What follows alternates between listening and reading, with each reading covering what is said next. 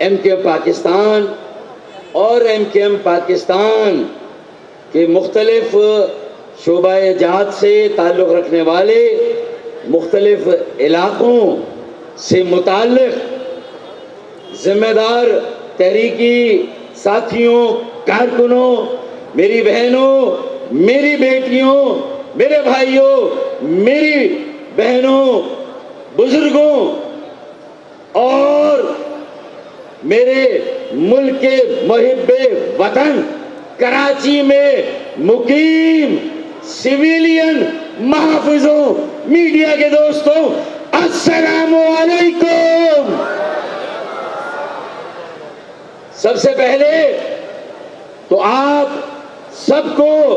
اور آپ کی وساطت سے تمام اہل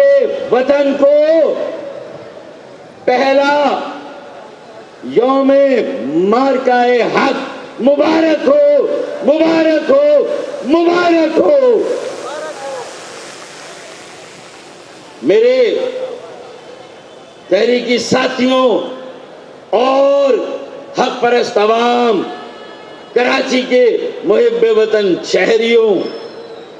آج ہم مارکہ حق کا پہلا جشن اور پہلی سالگرہ منا رہے ہیں۔ مارکہ حق شجاعت، لیاقت، مہارت اور جذبہ ایمانی کا ایک مرکب ہے۔ میری بہنوں، میرے بھائیوں، مارکہ حق اور حق غالب آ گیا۔ بے شک حق آنے کے لیے ہے اور باطل جانے کے لیے ہے۔ 10 مئی بالخصوص 2025 دودھ کا دودھ اور پانی کا پانی ہو گیا۔ یہ صرف ہماری عسکری کامیابی نہیں، یہ عظیم الشان اور تاریخی کامیابی ہے جس کا صحرا ہماری سویلین قیادت، سیاسی اکابرین، سیاسی جماعتیں اور بالخصوص ہماری عسکری قیادت کے سر اس کا صحرا جاتا ہے، جنہوں نے ہمیں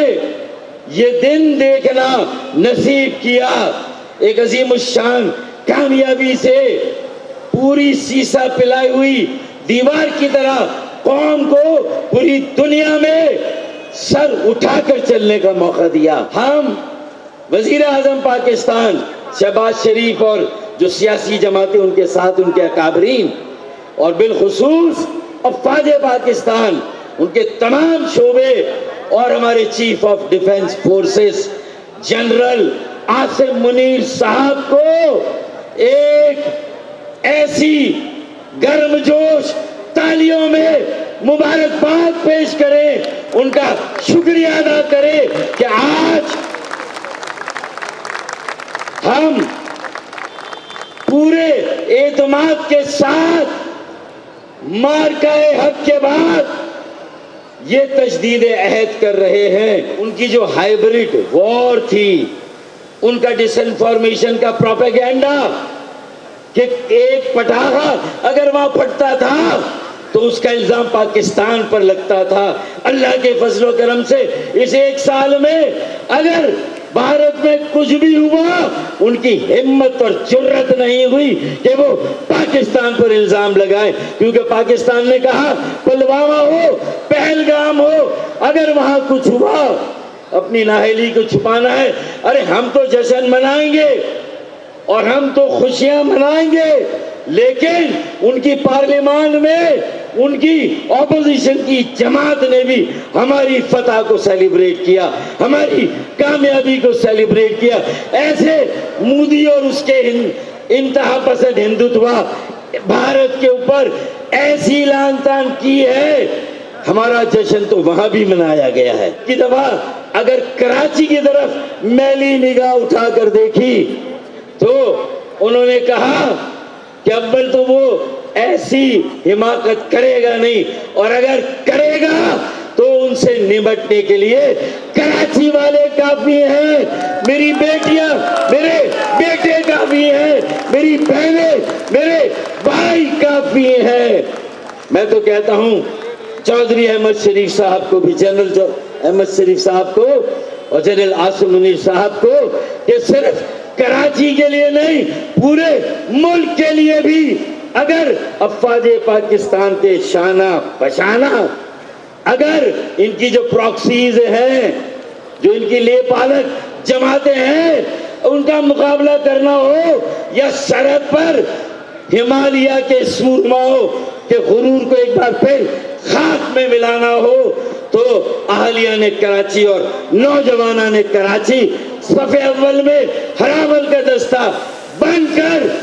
اپنی جانوں کا نذرانہ دینے کے لیے تیار ہیں. میرا کراچی کا بیٹا تھا حسن صدیقی, جو 2 انڈیا کے جہاز گرا کر لایا تھا, بڑی مونچھوں والے, ابھی لندن کو پکڑ کر لایا تھا اور اسے چائے پلا کر واپس بھیجا تھا.